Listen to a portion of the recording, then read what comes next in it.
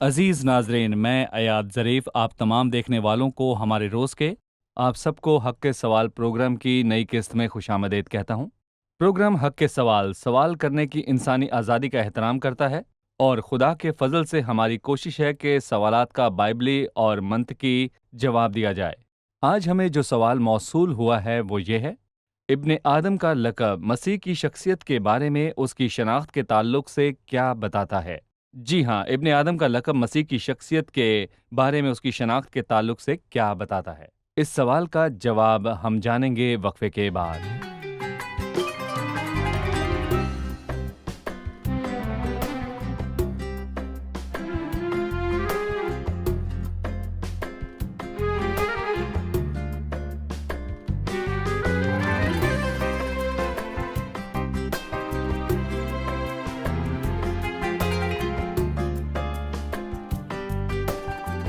ابن آدم کا لقب مسیح کے القابات میں سے میرا سب سے پسندیدہ ہے، اس کا نام مبارک ہو۔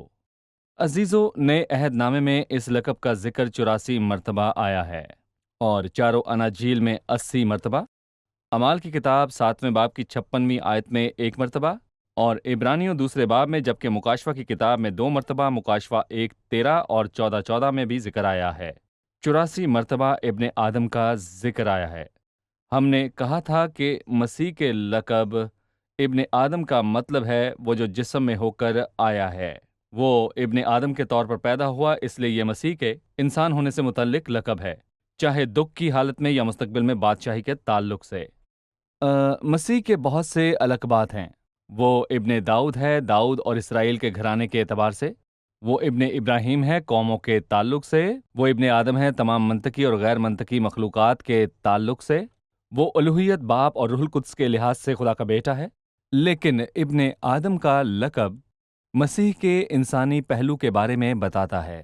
وہ بغیر گناہ کے کامل انسان ہے، بس جس صورت میں کہ لڑکے خون اور گوشت میں شریک ہیں تو وہ خود بھی ان کی طرح ان میں شریک ہوا، تاکہ موت کے وسیلے سے اس کو جسے موت پر قدرت حاصل تھی، یعنی ابلیس کو تباہ کر دے۔ یعنی مسیح کے ابن آدم ہونے کا مطلب ہے کہ وہ کامل آدم ہے، گناہ کے بغیر، کامل انسان بغیر گناہ کے۔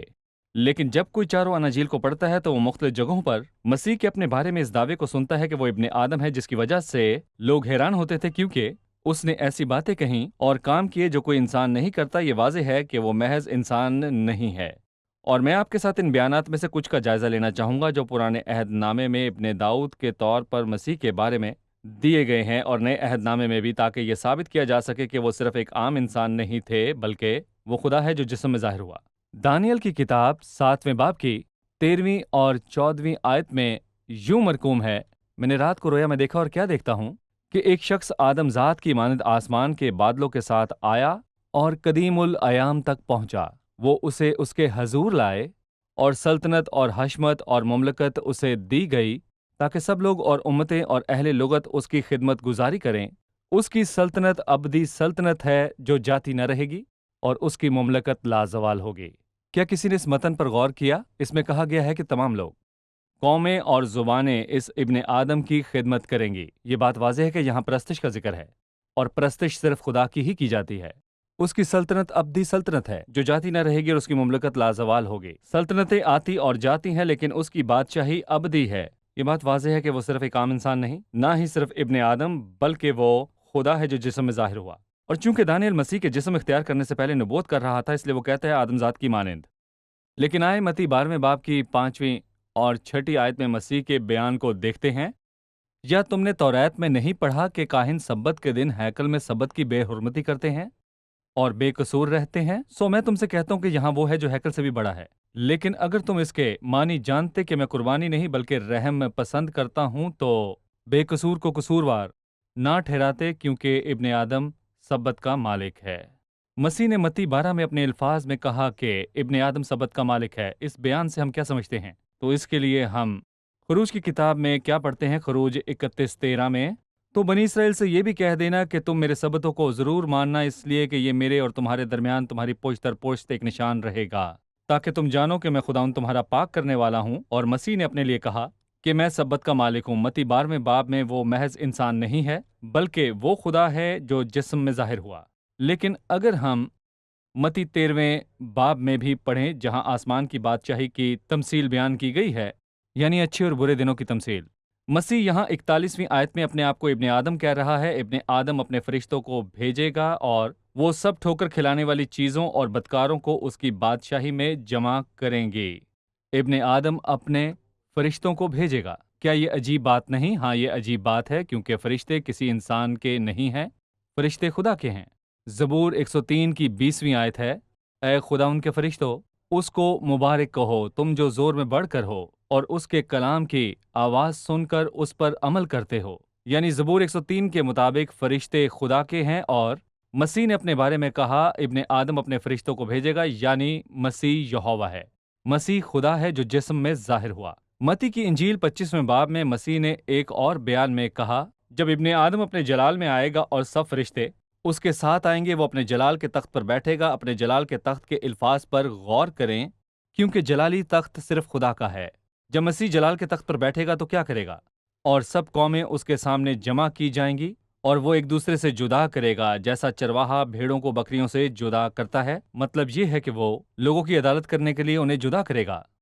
کون ہے جو خدا کے جلالی تخت پر بیٹھ سکتا ہے سوائے خدا کے؟ یعنی یہ جلال کا تخت خدا کے لیے ہے۔ اس کے علاوہ ہم متی 9ویں باب کی 1 تا 8 آیات میں پڑھتے ہیں، جہاں اس تعلق سے ایک اور بیان ہے۔ لکھا ہے، پھر وہ کشتی پر چڑھ کر پار گیا اور اپنے شہر میں آیا، اور دیکھو لوگ ایک مفلوج کو چرپائی پر پڑا ہوا اس کے پاس لائے۔ یسوع نے ان کا ایمان دیکھ کر مفلوج سے کہا، بیٹا خاطر جمع رکھ، تیرے گناہ معاف ہوئے۔ اور دیکھو بعض فقیہوں نے اپنے دل میں کہا، یہ کفر بکتا ہے۔ یسوع نے ان کے خیال معلوم کر کے کہا، تم کیوں اپنے دلوں میں برے خیال لاتے ہو؟ آسان کیا ہے، یہ کہنا کہ تیرے گناہ معاف ہوئے، یا یہ کہنا کہ اٹھ اور چل پھر؟ لیکن اس لیے کہ تم جان لو کہ ابن آدم کو زمین پر گناہ معاف کرنے کا اختیار ہے۔ اس نے مفلوج سے کہا، اٹھ، اپنی چارپائی اٹھا اور اپنے گھر چلا جا۔ لوگ یہ دیکھ کر ڈر گئے اور خدا کی تمجید کرنے لگے جس نے آدمیوں کو ایسا اختیار بخشا۔ یہ بیان اس طرح سے ہے کہ مسیح بطور ابن آدم گناہ معاف کرنے کا اختیار رکھتا ہے۔ عجیب بات ہے، کیونکہ کوئی گناہ معاف نہیں کرتا سوائے خدا کے۔ خدا کے سوا کوئی اور گناہ معاف کیوں نہیں کر سکتا؟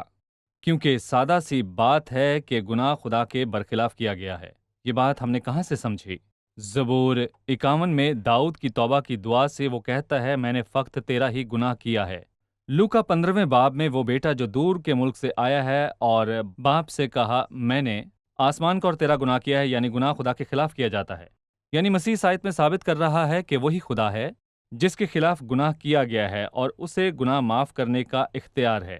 ان بیانات میں جن پر ہم نے اس قسط میں غور کیا، ہم نے دیکھا کہ مسیح محض انسان نہیں ہے بلکہ وہ خدا ہے جو جسم میں ظاہر ہوا۔ ابن آدم سبت کا مالک ہے۔ ابن آدم فرشتوں کا خداوند ہے۔ ابن آدم جس کے پاس گناہ معاف کرنے کا اختیار ہے، وہ محض انسان نہیں ہے بلکہ وہ خدا ہے جو جسم میں ظاہر ہوا۔ اگلی قسط میں ایک نئے سوال کے ساتھ دوبارہ حاضر ہوں گے۔ خداوند آپ کو برکت دے۔